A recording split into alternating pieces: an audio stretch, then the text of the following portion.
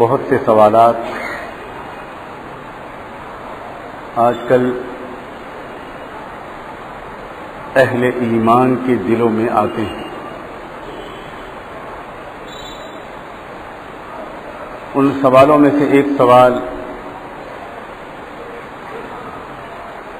جو کثرت سے لوگوں کو بے چین کرتا ہے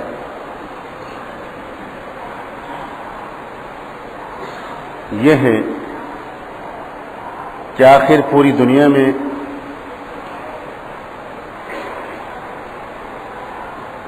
امت مسلمہ پر ایسے ناخوشگوار حالات مسلسل کیوں آ رہے ہیں؟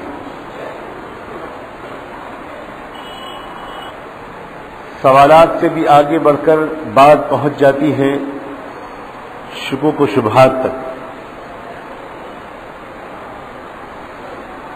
بہت سے بے چین دماغ یہ سوچنے لگتے ہیں کہ کیا واقعی اللہ تعالیٰ کی طاقت کے بارے میں، اس کی قدرت کے بارے میں یہ جو کچھ بیان کیا جاتا ہے کہ واقعی یہ سب صحیح ہے؟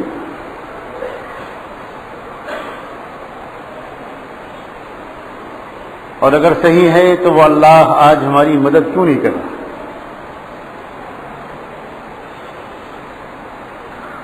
لوگ اس طرح کے سوالوں کو کھل کر زبان سے کہتے ہوئے تو ہچکچاتے ہیں، ڈرتے ہیں کہ کہیں اگر اس طرح کی بات کہی تو جواب میں کچھ کڑوی کسیلی باتیں نہ سننی پڑ جائیں۔ کبھی کبھی اس بات کی ضرورت محسوس ہوتی ہے کہ اپنے ایمان والے بھائیوں کے سامنے اس بارے میں کھل کر کچھ بات کی جائے تاکہ دل میں ایک اطمینان کی کیفیت پیدا ہو، شکوک و شبہات نکلیں اور اللہ کے بارے میں بدگمانی کا ناقابل معافی گناہ ہم میں سے کسی سے جانے انجانے میں سرزد نہ ہو جائے۔ لوگ ایک طرف تو بیانوں میں سنتے ہیں، کتابوں میں پڑھتے ہیں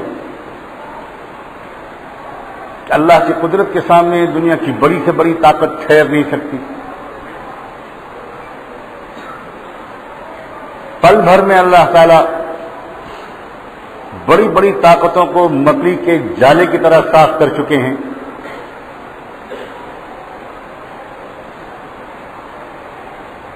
تمام تر ظاہری کمزوریوں کے باوجود نبیوں اور ان کے ماننے والوں کی اللہ تعالی بہت مشکل حالات میں بار بار مدد کر کے دکھا چکے ہیں، اور بہت ہتھیار، بڑی تعداد، بڑی تیاری اور بہت کچھ ظاہری ساز و سامان کے باوجود سچائی کے دشمنوں کو اور مظلوموں پر ظلم کے پہاڑ توڑنے والوں کو اللہ تعالیٰ سبق سکھا چکے۔ آخر پھر اب کیوں نہیں اللہ تعالیٰ اپنی اس طاقت کا استعمال کرتے؟ مسلسل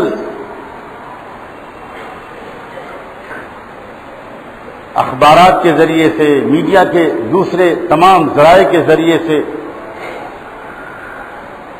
جو خبریں پہنچتی ہیں اور جو روزانہ رونما ہونے والے واقعات لوگ پڑھتے ہیں، سنتے ہیں، دیکھتے ہیں، تو اللہ نہ کرے بعض لوگوں کے ذہنوں میں شکوک پیدا ہونے لگتے ہیں، اور اگر کسی ایمان والے کے دل میں شک پیدا ہو گیا، تذبذب پیدا ہو گیا، اور ہمارے دلوں میں پورا اطمینان اور ہمارے دلوں میں یقین پوری طرح نہ قائم رہا، اور ہم نے ٹھیک سے اس بات کو نہیں سمجھا تو ایمان تک سے نکل جانے کے خطرات ہیں.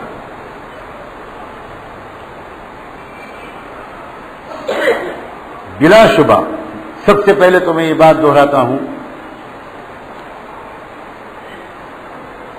کوئی شک کی گنجائش نہیں ہے اس حقیقت میں کہ اللہ اتنا ہی طاقت والا ہے جتنا کہ قرآن مجید میں بیان کیا گیا. سب سے بڑا ہے اللہ، وحدہ لا شریک ہے اس کی قدرت. وہ تنہا ہے اپنی ذات میں، تنہا ہے اپنی صفات میں. حکم اس کا چلتا ہے، ارادہ اس کا چلتا ہے، منصوبہ اس کا چلتا ہے، تقدیر اس کی چلتی ہے. اس کے فیصلے کے سامنے دنیا کی بڑی سے بڑی طاقت اور حکومت کا فیصلہ کبھی نہ چلا ہے نہ کبھی چلے گا. وہ اگر کسی قوم کی مدد کرنے کا فیصلہ کر لے اور کسی قوم کو ظلم سے نجات دلانے کا فیصلہ کر لے، اس کے لیے یہ نہایت آسان ہے. ایک تو ہے اللہ کی قدرت. اس سوال کا اب میں جواب شروع کر رہا ہوں، بہت غور سے سنیں. ایک تو ہے اللہ کی قدرت، اللہ کی طاقت، کیا وہ کر سکتا ہے. اور ایک ہے اللہ کی سنت، اللہ کا ضابطہ، اپنی قدرت کو استعمال کرنے کے لیے اس کا بنایا ہوا طریقہ. عام طور سے ہم لوگ قدرت کے بارے میں تو کچھ بیان کرتے ہیں، لیکن اللہ کی سنت کو نظر انداز کر دیتے ہیں جب ہم ایسے مسائل پر غور کرنا شروع کرتے ہیں. سنت کیا ہے اللہ کی؟ سب سے پہلے تو ایک بات اچھی طرح سن لیں کہ اللہ تعالیٰ نے اس دنیا کو چلانے کا ایک نظام طے فرمایا ہے، جس کا اس نے قرآن مجید میں بار بار اعلان فرمایا. اور وہ اعلان یہ ہے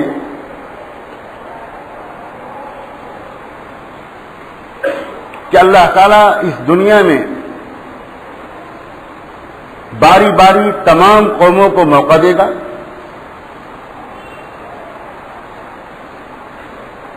ان کو طاقت دے گا، وسائل دے گا، اسباب دے گا، اقتدار دے گا، اختیار دے گا، حکومت دے گا، پاور دے گا. کسی قوم کو اللہ تبارک و تعالیٰ اس دنیا میں اس امتحان سے خالی نہیں چھوڑیں گے. باری سب کی آنی ہے. یہ بہت صاف سن لیں، ذرا ذہن میں بالکل بٹھا لیں اس بات کو. اللہ نے قرآن میں صاف فرمایا ہے تلک الایام نداولها بین الناس، کہ دنیا کے اندر اوپر نیچے ہونے کا جو مسئلہ ہے، کبھی کون کبھی کون، اس میں تو ہم دنیا کے تمام لوگوں کو باری باری آگے بڑھائیں گے. یہ تو عدلتا بدلتا رہے گا معاملہ. اللہ کے اس نظام کا دوسرا حصہ یہ ہے کہ اللہ تعالیٰ جس قوم کو، جس گروہ کو دنیا میں مال، ملک، بادشاہی، حکومت، اقتدار، پاور، وسائل اور اسباب دیتے ہیں، تو دینے کے بعد اللہ تعالیٰ ایک مدت مقرر فرماتے ہیں کہ اس مدت تک ان کو ہم موقع دیں گے، اور اس مدت تک اللہ تعالیٰ چپ چاپ تماشا دیکھتے ہیں. میں بہت سوچ سمجھ کے یہ الفاظ استعمال کر رہا ہوں تاکہ عام لوگوں کی سمجھ میں یہ بات آئے. جلدی اللہ تعالیٰ مداخلت نہیں کرتے. اس کو بہت غور سے سنیے گا. اللہ تعالیٰ جلدی مداخلت نہیں کرتے. اللہ تعالیٰ کا اپنا ایک کیلنڈر ہوتا ہے، اپنا ٹائم ٹیبل ہوتا ہے، اللہ کا اپنا ایک شیڈول ہوتا ہے، اس کی اپنی ایک تقدیر ہوتی ہے. جس طرح ہر انسان کی اپنی ایک عمر ہوتی ہے، اسی طرح ہر قوم کے لیے بھی اللہ تعالیٰ کی طرف سے ایک زمانہ مقرر ہوتا ہے کہ ہم اس وقت تک اس کو موقع دیں گے. اور دیکھیں گے کہ یہ اپنے مال کو جو ہم نے دیا، جو اقتدار دیا، جو اختیار دیا، جو پاور دیا، جو کچھ ہم نے اس کو دیا، وہ اس کو کیسے استعمال کرتی ہے وہ قوم جس کی باری آئی اوپر بیٹھنے کی، دنیا کا نظام چلانے کی، وہ اس تمام طاقت کو، حکومت کو، اقتدار اور اختیار کو وہ قوم استعمال کرتی ہے غریبوں کی خدمت کے لیے، دنیا میں انصاف قائم کرنے کے لیے، بھلائیوں کو زندہ کرنے کے لیے، برائیوں سے معاشرے کو پاک کرنے کے لیے، اس کے لیے کرتی ہے، یا وہ اس طاقت کو، مال کو، اسباب کو، وسائل کو، اقتدار کو استعمال کرتی ہے دنیا کے انسانوں کا خون چوسنے کے لیے۔ اللہ تعالیٰ دیکھتے ہیں کسی قوم کو اللہ تعالیٰ نہیں چاہتے کہ یہ شکایت کا موقع ملے کہ اللہ آپ نے ہم کو تو موقع دیا نہیں، آپ اگر ہم کو موقع دیتے، ہم کو آپ ایک چانس دیتے تو پھر ہم دکھاتے کہ مال کو اور حکومت کو غریبوں کی خدمت کے لیے کیسے استعمال کیا جاتا ہے۔ کسی قوم کو یہ شکایت کا موقع اللہ نہیں دیں گے۔ دنیا کا وہی حال ہو گیا تھا جو آج ہو رہا ہے، آج سے 1400 سال پہلے وہی جاہلیت، وہی ظلم، وہی خوریزی، وہی جس کی لاٹھی اس کی بھینس، وہی جنگل راج، وہی دور جاہلیت جو اب ہے وہی اس وقت تھا۔ اس وقت اللہ تعالیٰ نے اپنی تقدیر کے مطابق رحمت دو عالم سیدنا محمد الرسول اللہ صلی اللہ علیہ وآلہ وسلم کو بھیجا بڑی بھاری ذمہ داری دے کر، اور آپ نے صفر سے شروع کر کے صرف 23 سال کے عرصے میں ایک ایسی امت تیار کر دی، ایک ایسا معاشرہ بنا دیا جس سے بہتر معاشرہ آسمان کی آنکھوں نے نہ کبھی دیکھا تھا نہ کبھی دیکھے گا۔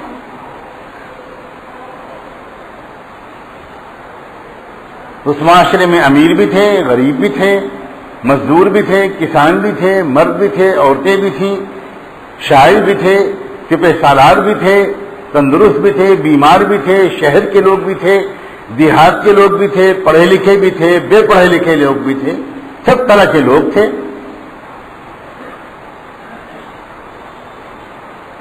مگر ایسے لوگ تھے جن کو اللہ نے جب دیکھا کہ اب یہ تیار ہو گئے، اس لائق ہو گئے کہ اب دنیا کے نظام کو ان کے حوالے کیا جائے،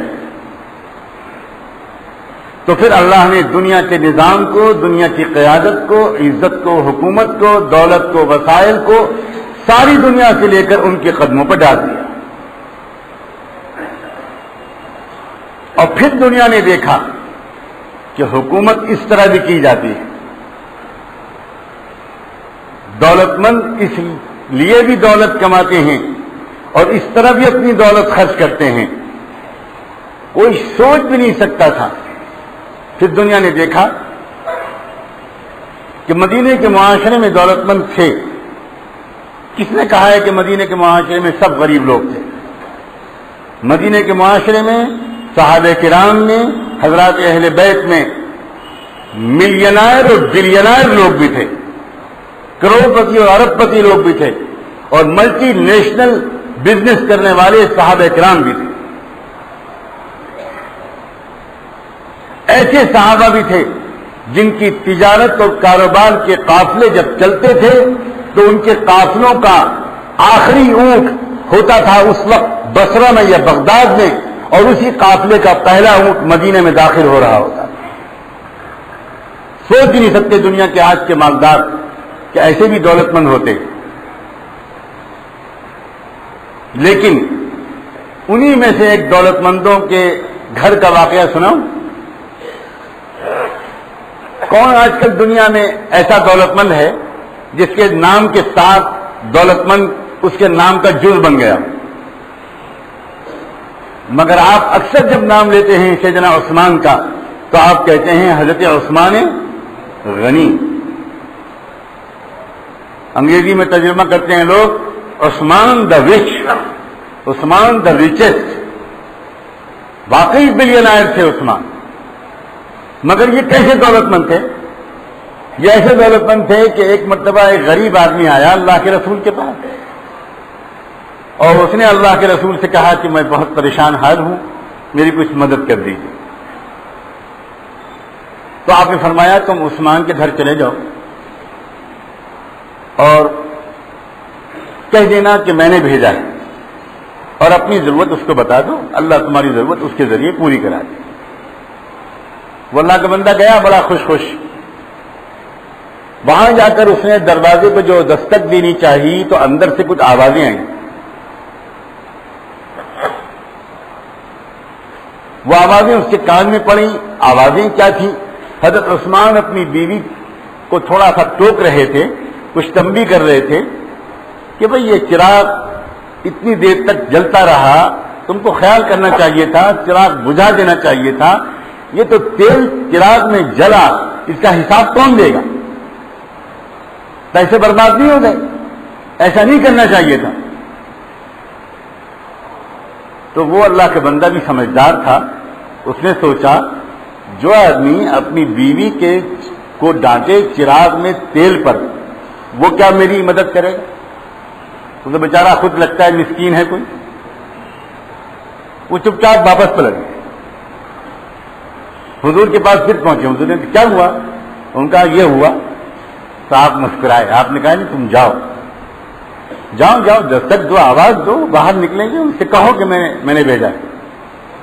پھر وہ اللہ کا بندہ گیا، اب کہ ہمت کر کے دروازے پہ دستک دی.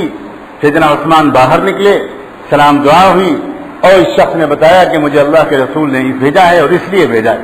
سیدنا عثمان نے کہا مرحبا مرحبا، آؤ آؤ آؤ. خوب اکرام کیا، خوب کھلایا پلایا، خوب ضیافت کی. اس کے بعد اونٹوں پر سامان لادنا شروع کیا.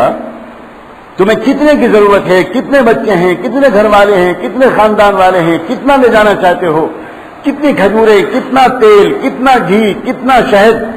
وہ اللہ کا بندہ حیران رہ گیا کہ تھوڑی دیر پہلے بیوی پر تیل کے سلسلے میں ڈانٹ پڑ رہی تھی اور اونٹوں پر اس قدر سامان میرے لیے لادا جا رہا ہے.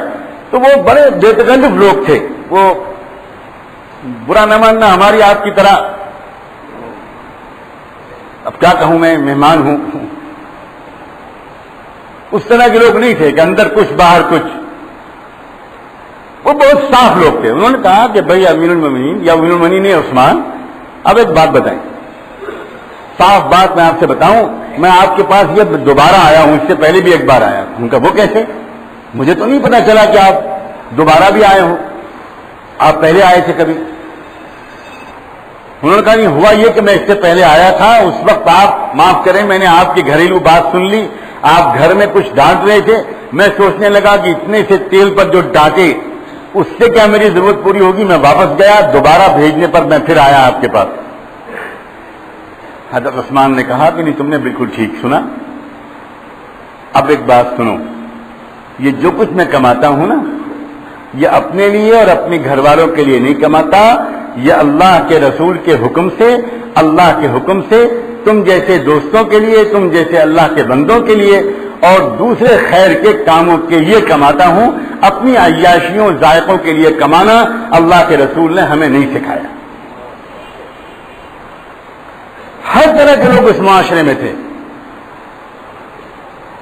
نوجوان بھی تھے، عدالتوں کو سنبھالنے والے ججز بھی تھے، مقدموں میں فیصلہ کرنے والے بھی تھے، فوجوں کی قیادت کرنے والے بھی تھے. سب طرح کے لوگ تھے.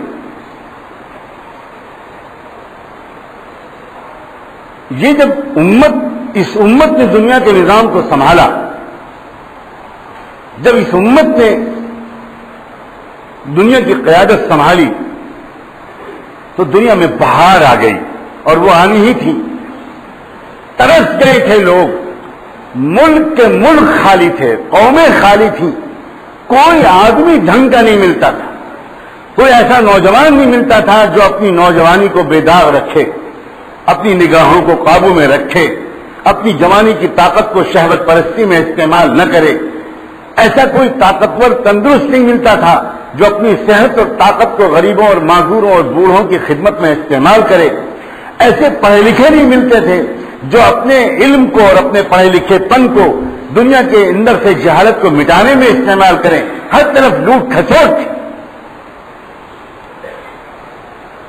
اور حد تو یہ ہے کہ مذہبی رہنما بھی جو تھے وہ اکثر و بیشتر وہ مذہب کے نام پر دنیا کو خرافات میں مشغول کر کے ان کی گاڑھی کمائی کو لوٹنے والے لٹیرے تھے.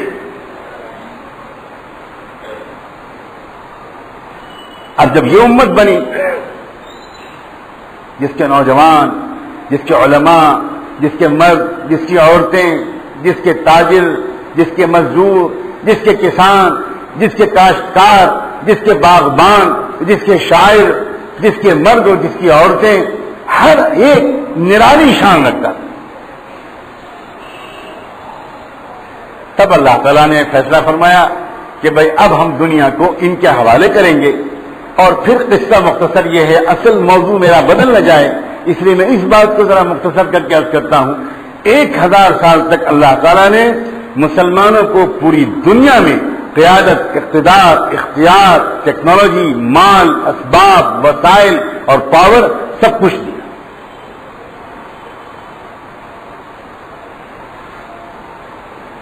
ایک 1000 سال کے بعد اللہ تعالیٰ نے دیکھا کہ اب مسلمان حکمراں بھی وہی کرنے لگے جو دنیا کے عام بادشاہ کرتے. وہ بھی اپنی دولت کو استعمال کرنے لگے عمارتیں بنانے میں. شاندار کھربوں روپے خرچ کرنے لگے وہ محلات بنانے میں، زیورات میں، تاج میں، تخت میں، عیاشیوں میں، شراب میں، کباب میں، فضول خرچیوں میں. اور اب ان میں اور دوسروں میں کوئی فرق نہ رہا. تو اللہ تعالیٰ کے انصاف کا تقاضا یہ ہوا، اللہ نے فرمایا کہ اب تم اس لائق نہیں ہو کہ اب دنیا کی قیادت تمہارے حوالے کی جائے. اس لیے اللہ نے بڑا کرم فرمایا کہ مسلمانوں کو دنیا کی قیادت کے تخت سے نیچے اتار کے بٹھا دیا. یہ جملہ جو میں نے بولا ہے کہ اللہ نے بڑا کرم فرمایا، یہ بہت بھاری پڑا ہوگا آپ میں سے سمجھداروں کے اوپر. کیونکہ یہ میں کیا کہہ گیا کہ اللہ نے بڑا کرم فرمایا. آپ میں سے کچھ لوگ سوچ رہے ہوں گے کہ شاید مولانا بہت تھک گئے ہیں، یہ بہکی بہکی بات کر رہے ہیں، ان کو پانی پلاؤ بھائی. کچھ کہنا کچھ چاہتے تھے، کہہ کچھ گئے. نہیں، بالکل نہیں. میں بالکل تھکا ہوا نہیں ہوں، بالکل فریش ہوں. پوری سلامتی ہوش آواز کے ساتھ میں نے یہ بات کہی ہے کہ اللہ نے بڑا کرم فرمایا کہ امت مسلمہ کو دنیا کے اقتدار سے نیچے اتار. کیوں؟ اب سنیے کیوں. اس لیے کہ اللہ تعالیٰ کو اس کی پرواہ زیادہ نہیں ہے کہ ہم روئیں اور چلائیں، لیکن اللہ ہمارے اور آپ کی وجہ سے اپنے محبوب کے لائے ہوئے اس دین کو بدنام ہوتا ہوا نہیں دیکھ سکتا. اللہ کسی قیمت پر یہ گوارا نہیں کرے گا کہ جس دین کو اس کے محبوب نے اور اس کے محبوب کے صحابہ اور اہل بیت نے پیٹ پر پتھر باندھ کر، چولہوں کو ٹھنڈا رکھ کر، اپنی جان اور مال کی قربانیاں دے کر، اپنی تمناؤں کو دفن کر کے، جوانوں نے اپنی جوانیوں کی خواہشات کو قربان کر کے جس دین کو اس دنیا میں اس مقام تک پہنچایا تھا، وہ دین ان بیہودہ، غافل، بازاری عام مسلمانوں کے ذریعے سے اس طرح بدنام ہو، اللہ تعالیٰ کو بالکل یہ گوارا نہیں ہے.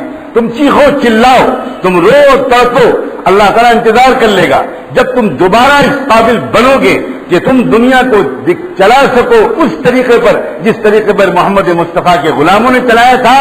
اللہ 24 گھنٹے کے اندر دنیا کا اقتدار تمہارے حوالے کرنے کی قدرت رکھتا ہے. ہم مسلمانوں کا عجیب مزاج ہو گیا. ہمارے ذہن میں یہ بات بیٹھی ہوئی ہے، پتہ نہیں کیسے بیٹھی ہے، کہ دنیا پہ راج کرنے کا حق صرف ہمارا ہے. اس لیے برداشت نہیں ہو رہے ہیں یہ حالات. سمجھ میں نہیں آ رہا ہے کچھ کہ یہ ہو کیوں رہا ہے. ہم میں سے بہت کم لوگ ہیں جو اپنے کو قصوروار مانتے ہوں، اپنے کو کہ ہم مجرم ہیں. میرے اللہ، آپ نہیں بدلے ہیں، ہم بدل گئے. آپ تو وہی ہیں جو پہلے تھے. آپ پہلے بھی بے رحم نہیں تھے, اب بھی بے رحم نہیں ہیں, اور کبھی بے رحم نہیں ہوں گے. آپ پہلے بھی بے خبر نہیں تھے, اب بھی بے خبر نہیں ہیں, اور کبھی بے خبر نہیں ہوں گے. اور آپ کبھی بھی بے بس نہیں تھے, اب بھی بے بس نہیں ہیں, اور کبھی بھی بے بس نہیں ہوں. ہماری اندر کی تمنا کیا ہے, میں صاف کہوں, ہماری اندر کی تمنا یہ ہے کہ فجر کی نماز کے بعد ہم بد دعا شروع کریں کہ اللہ امریکہ کو برباد کر. اب بد دعا سنتے ہی اللہ میاں کہیں کہ آپ نے پہلے کیوں نہیں کہا تھا ہم سے, بس ظہر تک کا وقت دے دو, ہم ظہر تک برباد کر دیتے ہیں. بہت اچھا, جیسا آپ کہو گے ویسے ہی ہم کریں.